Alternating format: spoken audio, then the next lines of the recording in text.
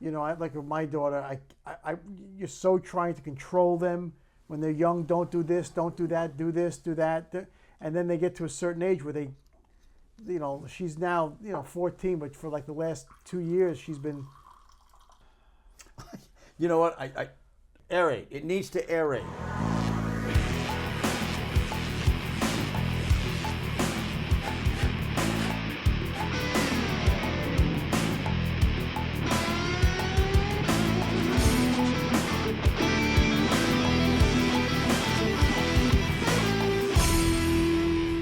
But she's now wants to do it. I keep having to stop myself from controlling her, and it's frustrating. But I know she's her own human being. And then as they get even older, I'm sure my kid isn't there yet, but she still wants to be with mommy and daddy. And I'm sure there's going to be a time where she's not going to want to be with mommy and daddy, and that's when I'll strap her down and make her chain her to the house. Yes. But George has 4. You have 4 older kids. What age range?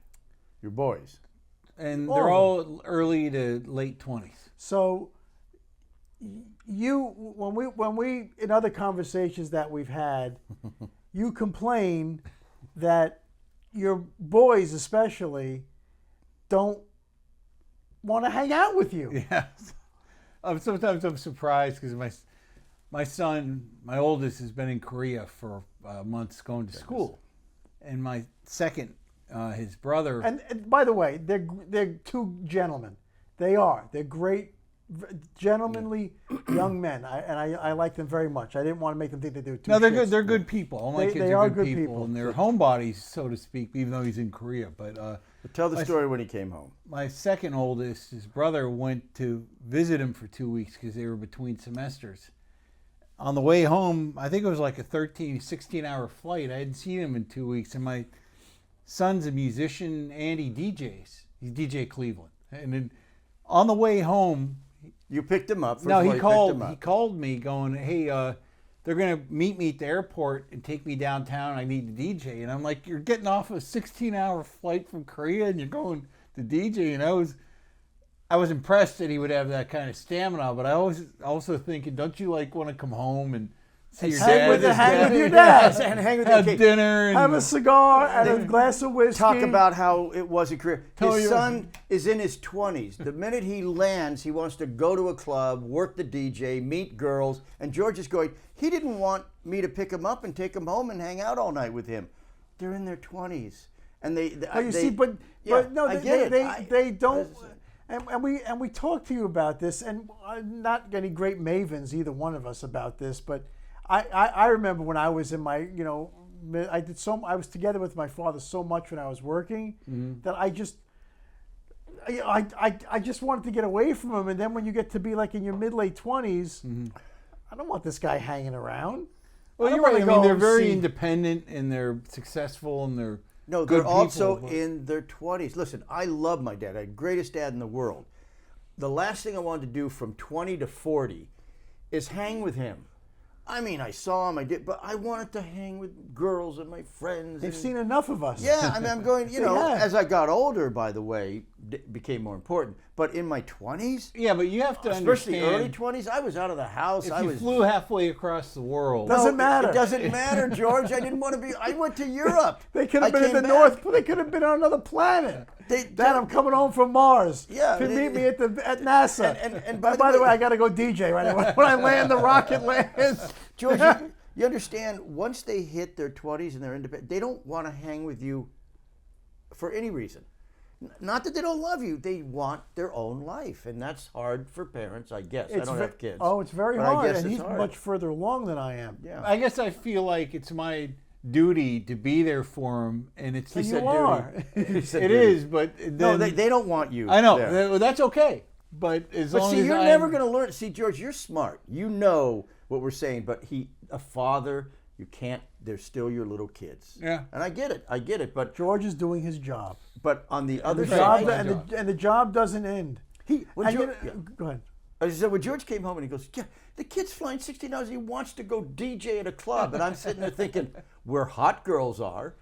He can go No, I understand DJ, that. and he But goes, you he know, doesn't want to hang with me? You know what? And I bet you, if there was ever a real situation, the first person they would call is you. No, Yes. you're right. That's happening. Yes, that's Right? yeah. Because that's what I would do. Yeah. If like, Yeah. you know, everything, Dad, I'm fine, Dad, whatever, and then something serious, Dad, I you know, and you're there, and I guess that's the job. Or when they need to borrow money. You know, Then they'll call. No, I borrow money from them. But it's funny to me because this is new to me, but he does this thing called a silent disco where The craziest thing I've ever heard in my life. people have headphones on. So if you walk in, it's quiet. But there's multiple DJs, and you can pick which one you Yeah, listen. I'm and you're familiar with it, dancing and listening in your headphones, and you're in a quiet room. Like, who came up with But this? George, didn't you think our parents thought the places we went, disco, all these things, were crazy? Probably. I mean, you know, Yeah, but that's the craziest thing I've ever heard. But wait, we're off George. I want to get back on George and his Yeah. sons. I find it interesting because I'm going to be there. You know, and I don't. Excuse me. so much sooner than you think. No, I know it. No, I'm joking. You know, I know it, and I'm going to have. And she's a girl. But And I girls gotta- might be different. I wonder if girls tend to stay more attached, where boys are a little more independent. I wonder. Maybe, but you know, can George. only hope. No, I'll let you know if you're alive. But George. Wow. But see, I think George, and I've said this to you, George. I think George is a family guy. Yes. George loves family, and and I hate saying this, but that's, you know, that's a quality that seems to be diminishing Yeah. Yeah. in this country, and it's sad to me, but it's a great quality. What they do, thank you, but what they do for me, which is what I want, is we have dinner together. So as long as we can do that, that's fine. And they're miserable while they're doing it, though. But you know what? That's I going to can't go. cook. That's going to go away, especially when they start living with girls, get married. Well, I That's know. gonna- I mean, if they're not at my house, I'm not going to tell them to come over. I mean, they're always welcome. But when you sit down with them at dinner, do you have good conversation? yeah, Meaningful conversation, or is it just where'd you go? How was Korea? What'd you do? Both kids are looking at their watch, right. saying, "How quick can we get out their of here?" phone's And ringing. not And they're looking insult at their Dad. phone. Yeah. Because I don't think kids know that you were a kid. Yeah, you're right. I try to tell that to my daughter that I was your age. I get it. But my dad was never my age. Seriously. Your dad, yeah, Yeah, he's you- one of those you're right. guys. You can't. I saw a picture of my dad when he was like 10 years old, and I stared at it for the longest time, and I still couldn't put that. I guess he was a goofy kid, and he was standing there. He was like 1935. I said, that can't be my dad. You know, if I couldn't wrap my head around. I don't know if you ever asked him, but if I ever had the chance to sit with your dad, I would ask him about his time in the war. Oh, And I'd you be know what? I fascinated regret that. about Listen, it. I did talk to. No, I've He told was you in World both War this. II, right? Pilot, World Yes, War II. World pilot? War II, not World War No, One. no, yes, he was a- he I was a- wasn't making. yeah. That might have been Korea. I didn't. No, no, I he was wasn't. captain in World War II. He flew out of Italy. He flew an A-26. He was a night bomber. Night bomber. Yeah, he would go at night, Come on. and he would leave out of Italy, and he would bomb Germany, the train rails. He told me, and France, where the And he was where the Nazis pilot? were.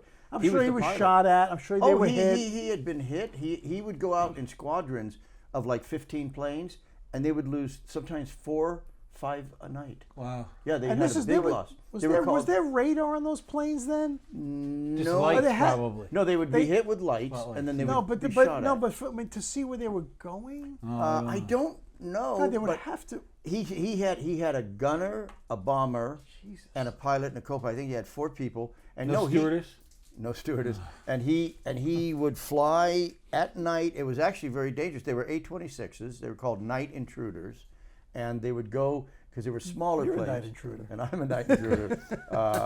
And they would and he would bomb at night. And You know, I but I wish. would have asked him so much I more know, Mark. about And just and simple and I things. gotta tell you, so many didn't talk people to him. people say that about their dads who were in war, but I really wish that young people today knew about this stuff and learned about this stuff. They don't. They don't know anything about it. War to them is a movie. Yeah. It's a I mean I showed Bailey a couple of years ago the opening of Saving Private Ryan, which I heard was a pretty good depiction bet. of that of Normandy. That was Omaha Beach. D-Day, wasn't it? D-Day. It was Normandy. Omaha Beach. Was it Omaha? Whatever. forget that my history is here, but Normandy, wasn't it? The D-Day was Normandy. Anyway, it was Private Ryan. I think I confused it. Anyway. Yeah. And she looked at it, and I said, Bailey, this really happened. And I don't think she could, and I can't really grasp it because I was never in war. But we just got back from. Oh, you've been buried, haven't you? Yeah, but we just got back from Bailey's East Coast trip to her whole class, 200 kids, a bunch of parents or chaperones. I was one, and principal and the other people, and. I had a chaperone. Me and this other guy named Thad had a chaperone. 4 boys who, by the way, I love these boys. They are the 14-year-old boys, the dumbest people on the planet, and I was one. And I think I said to this guy, I said, "Was I this dumb missing again?"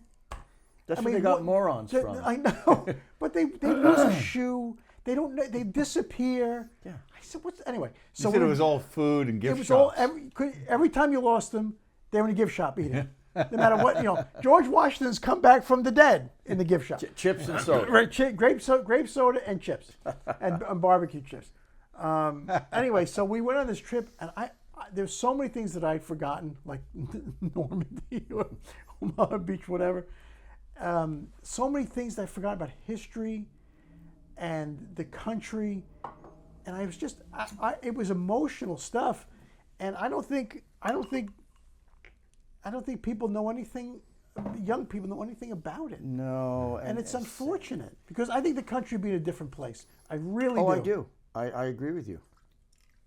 Are we supposed to measure with it? Well, it comes with this tin cup. It's so cute. That's so when you're really a drinker. You drink right out of the thimble. Well, thimble. his dad was a bomber at night. He gets bombed at night. Yeah, exactly. See, that's a George pun. See, that's a pun. That's his disease. And by the way, my dad never drank. I mean, George has puns. George does a lot of puns. He has a condition.